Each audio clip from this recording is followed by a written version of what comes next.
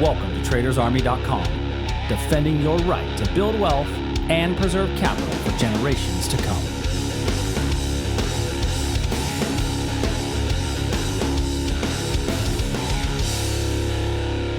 Yeah, Friday. What's up, everybody? Friday morning. Welcome to the last edition of the Daily Market Commentary for the week of January the 10th. It is an amazing day. Hope you guys all had a great trading day yesterday, as the market overnight has continued to show a little bit more resiliency, continuing to rally higher. Yesterday was a live trade day, so a couple of the levels that we have identified are from yesterday's live trade room. If you're new to the channel, do me a favor, hit the subscribe button, click the notification bell so we get the alerts and the updates as they happen. Let's go ahead and dive in. S&P up 8 points today.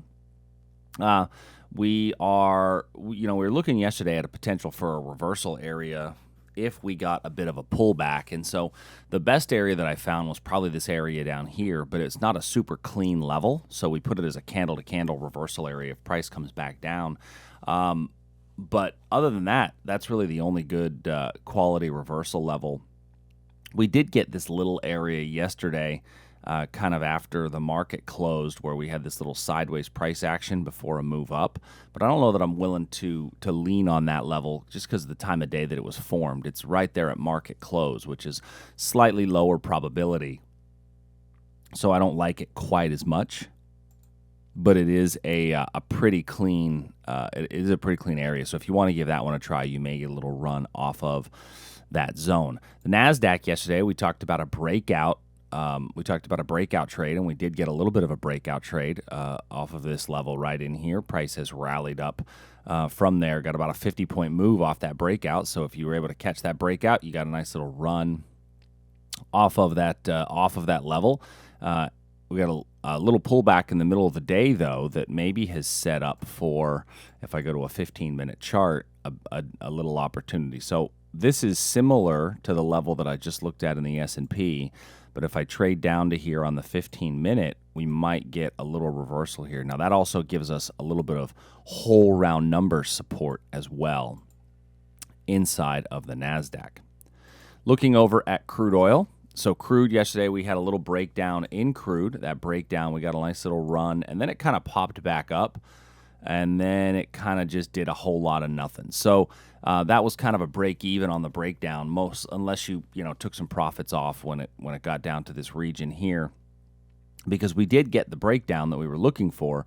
We just didn't get a whole lot of movement coming off of that level. So for now, we're going to remove that level. Now I still think that on a 4-hour time period, with that little breakdown occurring, there's, these were our two targets. Unfortunately, didn't quite make it down to those levels.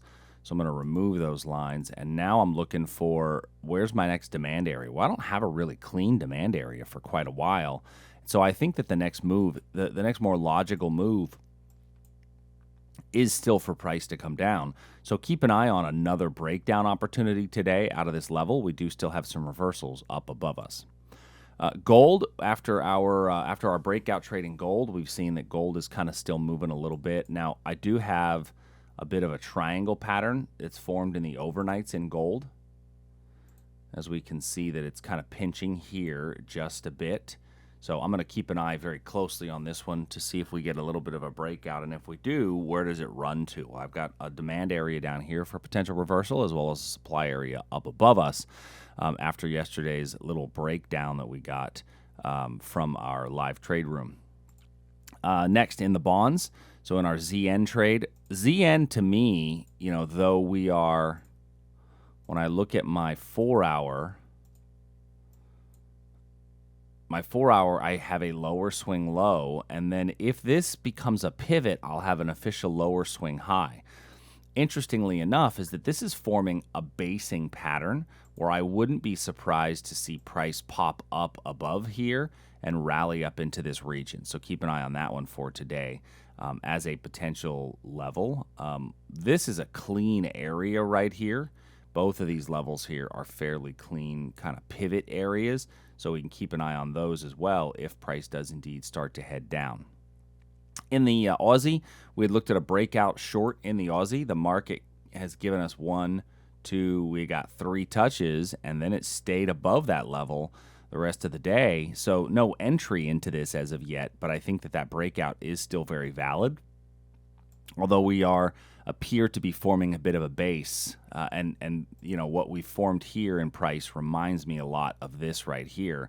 So there's a very strong chance that we could see price kind of begin to head back up, and then that this area up here could become a bit of a price magnet. So remember, this is a confirmation short. So if we look at that as a potential, you know, getting long might not be a bad idea. Like I said, this reversal is still very much in play, but you might, you know, get a decent little pullback into this area here for a potential for a long. The euro, we broke down in our euro trade. So if you're in that euro short, you got a little breakdown. We touched below there yesterday, right? We had 1, 2, and then on the third touch, we actually broke a bit below. So you may or may not have gotten in. If you did get in, technically you wouldn't have gotten the stop out because your stop out would have to be above this prior pivot. But maybe the 6 candle rule, you said, this is not going anywhere, I'm not in. I still think that the better chance is for price to come down, so you have a breakdown. If you don't like the breakdown trade, which I'm okay if you don't if you're not in love with the breakdown, then you have a little wick over wick level right here and the pivot area above it for a potential reversal. The Canadian dollar, we came down yesterday, hit our little reversal level, got a little bit of a pop up. That level's now going to be dead, so I need to look a bit lower for any potential reversal area. So that wouldn't come into play until down here as far as demand goes. But then as far as supply goes, we have a nice level up above us. We're bouncing off of this one here. This is a little bit of a double top area in here. You know, it's not a real double top because it's not in the context of a bigger picture upward trend. But if we break below here, I think we could see price fall, and really I think it would cut right through this demand area.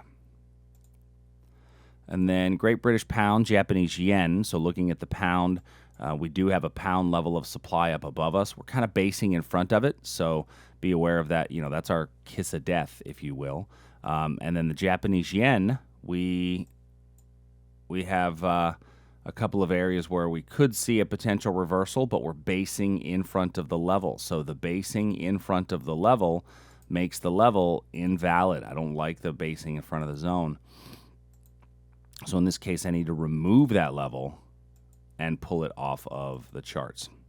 So that's all I have for today. We had a number of decent little levels pop in yesterday. If you have any questions, please send us an email, support@tradersarmy.com. Remember, we're heading into a weekend, so anytime we head into a weekend, there's more news uncertainty that can happen. So protect yourself from gap risk. And if you've got any questions, I will love to hear from you. Have a great day. Talk to you soon. See you.